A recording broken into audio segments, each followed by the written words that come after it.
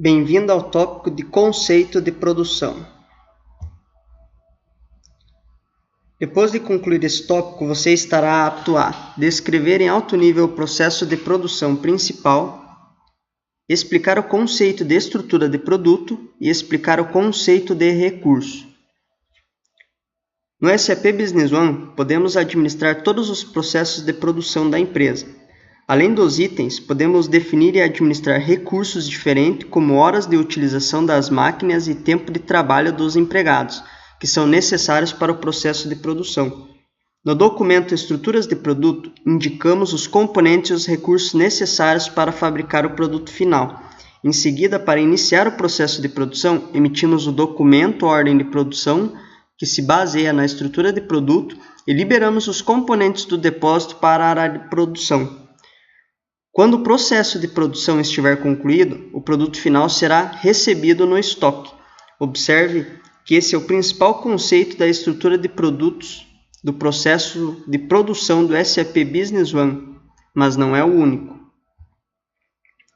O recurso é definido como um cadastro no sistema. Há dois tipos de recurso: tipo de máquina. Esse é um recurso vinculado ao ativo fixo obtido na lista de cadastro de ativos fixos. Existe um tipo de trabalho, é um recurso vinculado ao empregado obtido na lista de cadastro de empregados. Ou seja, você pode cadastrar um recurso sendo uma máquina ou sendo uma mão de obra.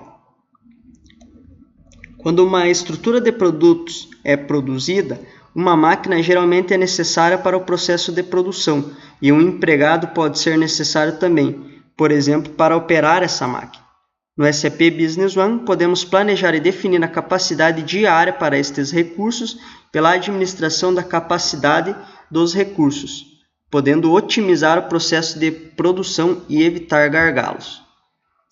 Vamos tentar entender o conceito de estrutura de produtos, usando os seguintes exemplos. Para fabricar uma porta de madeira entalhada, precisamos de dois itens, uma porta de madeira lisa e um entalhador.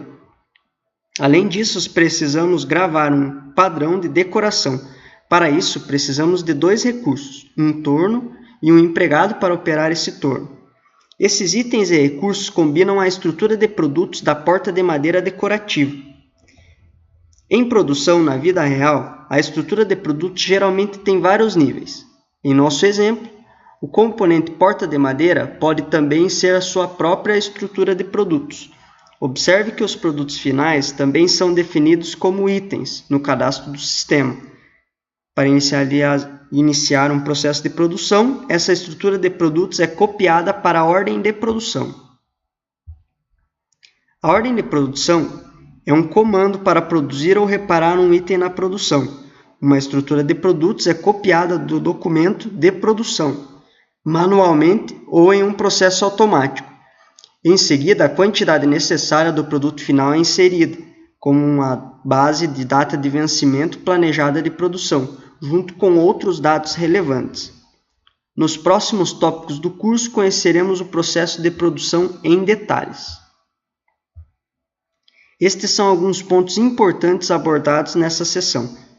O processo de produção inicia com a adição de uma ordem de produção e a liberação da mesma. A ordem de produção baseia-se numa estrutura de produtos. A estrutura de produtos é composta por itens e recursos. Há dois tipos principais de recursos: mão de obra ou máquina. Obrigado.